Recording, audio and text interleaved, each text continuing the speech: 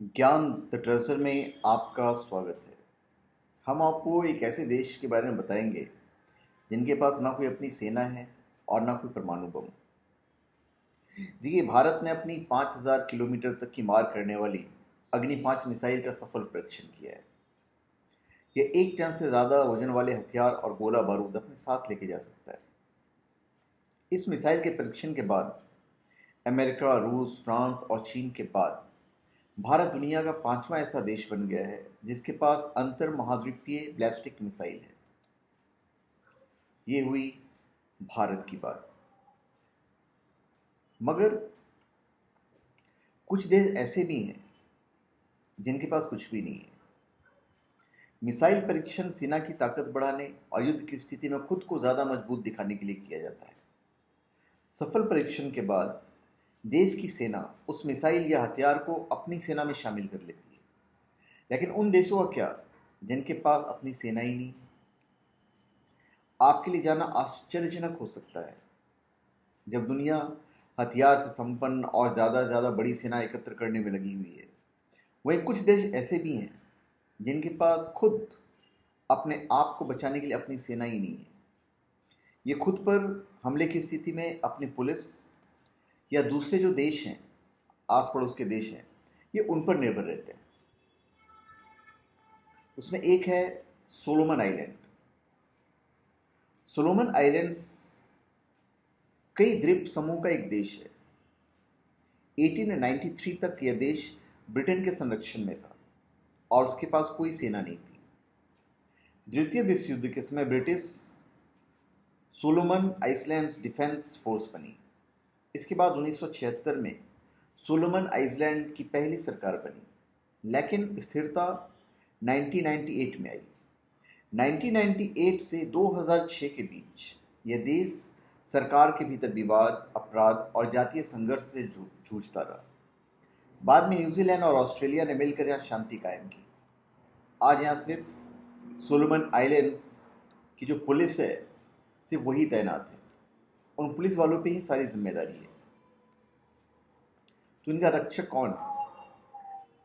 Solomon द्वीप समूह का कोई निर्धारित रक्षक देश नहीं है, लेकिन यह देश ऑस्ट्रेलिया को सुरक्षा साधन मुहैया कराने के एवज में भुगतान करता है।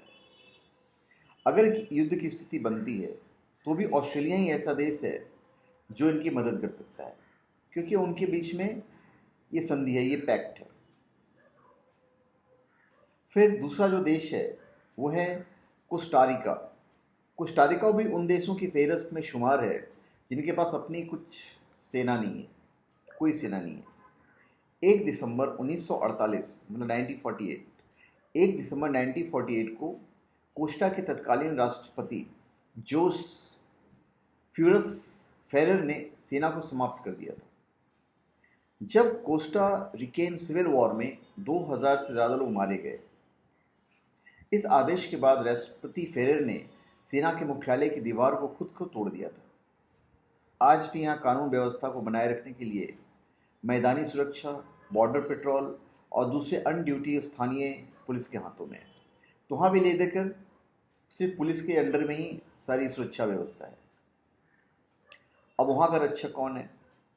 अभी युद्ध होने की स्थिति में यह देश एक दो नहीं, पूरे 21 देशों की मदद का इंतजार करता है, जिसमें अमेरिका, चिली और क्यूबा भी शामिल है।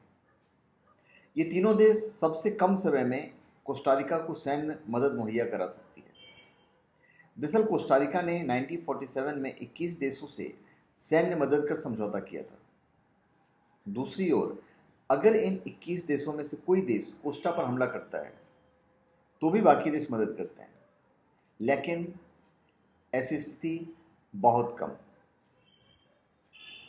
अभी दूसरा जो देश है वो है समोआ। आज भी समोआ के पास कोई सेना नहीं है। समुद्र तटों का यह खूबसूरत देश आज भी अपने मित्र देशों पर सुरक्षा के लिए आश्रित है। हालांकि यह पुलिस बल है, लेकिन वो भी सेना जैसी ताकत नहीं देती है और न ही सेना की तरह देश की रक्षा कर सकती है। क्योंकि देखिए, पुलिस में और सेना में आसमान जमीन का फर्क होता है। अब इनकी रक्षा कौन करता है? समोआ की न्यूजीलैंड से दोस्ती है और वो भी 1962 से। युद्ध या दूसरी मिलती जुलती परिस्थितियों में न्यूजीलैंड वो देश है जो समोआ की मदद करता है, पर यहाँ पे कोई पैक्ट नहीं है, ये दोस्ती है। फिर है पलाऊ। पलाऊ के पास भी अपनी सेना नहीं है। यह देश भी अपने नागरिकों की सुरक्षा के लिए पुलिस फोर्स पर आश्रित है। हमला होने की स्थिति में इस छोटे से देश पलाऊ भी अन्य देशों की तरह मददगार तलाशता है। पलाऊ भी एक छोटा सा ही देश है और पूरा आइलैंड ही और चारों तरफ समुद्र से घिरा हुआ है। अब इसका रक्षक कौन है? पलाऊ पर कोई भी खतरा मंडराता है तो उसकी मदद करने को सबसे पहले अमेरिका ही आता है। 1983 में हुए एक समझौते के तहत अमेरिका पलाऊ को हर स्थिति में सैन्य मदद देता है, चाहे जैसी भी स्थिति हो। उसके बाद है एंडोरा। इस छोटे से देश की कहानी अपने आप में अद्भुत है। 1914 में एंडोरा ने जर्मनी के खिलाफ युद्ध की घोषणा की थी, वो भी महज 10 लोगों की सेना के दम पर। जैसा कि तय था कि वो कुछ नहीं कर पाए और ना ही उन्हें ज्यादा गंभीरता से लिया गया। बाद में इन्हीं 10 लोगों की टीम ने एंडोरा नेशनल पुलिस बनाई। यह ग्रुप जो बाद में 240 सदस्य हो गया। तो ये देश में शांति और कानून व्यवस्था बनाए रखने की जिम्मेदारी उन 10 लोगों से बढ़कर जो 240 लोग हुए उन लोगों ने ली। एंडोरा पुलिस रेस्क्यू ऑपरेशन में ट्रेंड है। एक और ख़ास बात यह है कि यहाँ पुलिस में भर्ती होने के लिए सबसे ज़रूरी शर्त है कि आपके पास अपना हथियार होना चाहिए। अगर आपके पास अपने हथियार नहीं है तो आप शामिल नहीं हो सकते हैं। अब इसका रक्षक कौन है? एंडोरा की रक्षा करने वाले फ्रांस, स्पेन और नाटो सेना है। फ्रांस और स्पेन 181 स्क्वायर मीटर के इस देश की रक्षा करता है जो चारों ओर पहाड़ों से घिरा हुआ है। 1933 में यहाँ स्थानीय संघर्ष बढ़ गया था। तब फ्रांस ने एंडोरा में सेना भेजकर स्थिति सामान्य करने में मदद की थी। इन दो देशों के अलावा नाटो सेना भी जरूरत पड़ने पर हमेशा एंडोरा की मदद करने के लिए तैयार रहती है। उसके बाद है ग्रेनेडा। खूबसूरत शहर है। ग्रेनेडा अमेरिकी सेना का हमला झेल चुका है, बावजूद इसके अपनी खुद की सेना नहीं है। यह हमला सेना और तत्कालीन सरकार के बीच सत्ता संघर्ष के चलते किया गया था। उस वक्त देश के पीएम मॉरिक बिशप थे। यह हमले के बाद यह देश पूरी तरह लोकतांत्रिक बन गया। इसके बाद भी इसके पास खुद की सेना आज तक नहीं है। रॉयल ग्रेनेडा पुलिस फोर्स ही सारी स्थितियों को संभालती है। तो जितने भी देश हैं वो कहीं ना कहीं अपने पुलिस पर निर्भर रहते हैं। अब इसका रक्षक कौन है? ग्रेनेडा का। ग्रेनेडा की रक्षा करने वाला कोई देश नहीं है। रीजनल सिक्योरिटी सिस्टम के चलते Grenada Antigua, Barbados, Dominica, Saint Kitts and Nevis, Saint Lucia, Saint Vincent और बरबूडा की ओर से मदद के लिए देखता है, मतलब उन पर आश्रित है। हालांकि इनमें से ज़्यादातर देशों के पास अपनी भी कोई बहुत बड़ी सेना नहीं है जिससे वे ग्रेनेडा की मदद कर सके। ज़रूरत पड़ने पर अमेरिका मदद कर सकता है, पर इस देश का किसी के साथ कोई पैक्ट नहीं है। फिर है मार्शल आइसलैंड। 1983 में मार्शल आइसलैंड को स्वतंत्र देश का दर्जा मिला। इसमें माइक्रोनेशिया और पलाऊ का कुछ हिस्सा भी शामिल था। समझौता के अनुसार इन 3 देशों को मुक्त करने के बाद भी अमेरिका राज्य का हिस्सा माना जाता है, यानी इस पर किसी भी तरह की समस्या होने पर अमेरिका इनकी मदद करता है। मार्शल आइसलैंड के पास भी अपनी सेना नहीं है।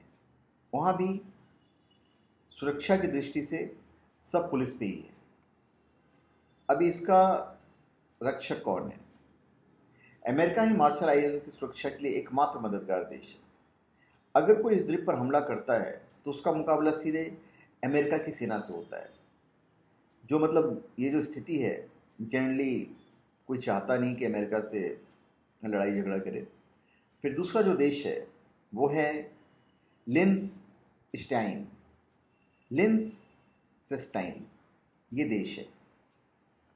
ये देश भी उन देशों की फेहरिस्त में शामिल है जिन्हें सेना की ज़रूरत महसूस नहीं होती। एस्ट्रो पर्शियन वॉर जो 1868 के आसपास हुई थी, उसके बाद इस देश ने अपनी सेना तैयार की थी, लेकिन ज़्यादा खर्च के चलते इसे ख़त्म कर दिया गया, क्योंकि देश पर खर्च को झेल पाने की स्थिति में नहीं था। जर्मन परिसंघ से मुक्त होने के बाद भी इसने सेना तैयार करने की कोशिश की, लेकिन फंड नहीं होने के कारण वो सेना अपनी तैयार नहीं कर पाए। सेना की गैर मौजूदगी में यहाँ पुलिस की सुरक्षा और कानून व्यवस्था जो है वो पूरा का पूरा पुलिस के जिम्मे है। पुलिस ही सारी चीज़ें संभालती है, तो पुलिस वहाँ पे पावरफुल है। अभी इनका रक्षक कौन है? ऐसा तयशुदा कोई देश नहीं है जो लिनसेस्टाइन की मदद करे, लेकिन फिर भी स्विट्जरलैंड की मिलिट्री से इन्हें हमेशा मदद की आस रहती है। उसके बाद जो अगला देश है वह है नाउरू। तो देखिए कितने सारे देश हैं जिनके पास अपनी सेना नहीं है। दुनिया के सबसे छोटा द्वीप समूह है नाउरू। यह महज 8.1 स्क्वायर मील लंबा है। छोटा है इसलिए सेना नहीं पुलिस काम करती है।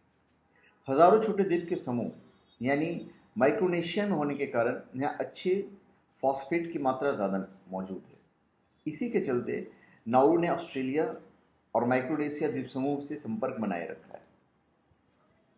अभी इस देश की जो सुरक्षा है वो कौन करता है? और ये खूबसूरत सा देश है, मतलब आप देखेंगे तो लगे यार अच्छा सा बना हुआ है, क्योंकि सिर्फ 1.5 मील की दूरी है। एक अलिखित समझौते के तहत ऑस्ट्रेलिया ही नाउरू की सैन्य मदद करता है और उसे ज़रूरी सुरक्षा साजो सामान मुहैया भी कराता है। इवन पुलिस की जो चीज़ें हैं, जो पुलिस वहाँ पे रहती है, उनको भी जो आर्म्स और वेपन्स चाहिए ये लोग ही देते हैं। फिर है वेटिकन सिटी।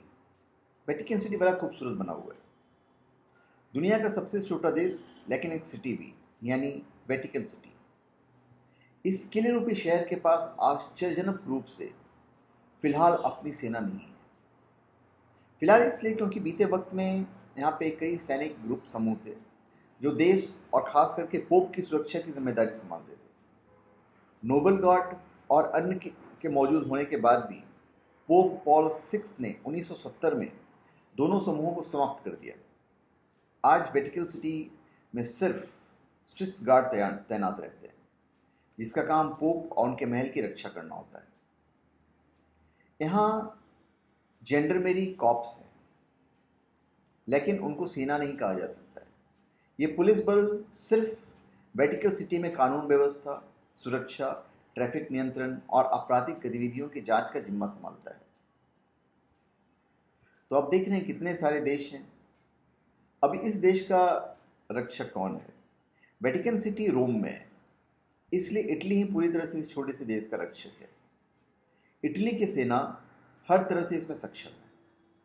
तो धन्यवाद, मैंने आपको इतने सारे देश बताए, कम से कम 9-10 देश मैंने बताए जिनके पास अपनी सेना नहीं है। तो धन्यवाद, आप हमारे चैनल पर सब्सक्राइब करें और अपने कमेंट दीजिए। धन्यवाद।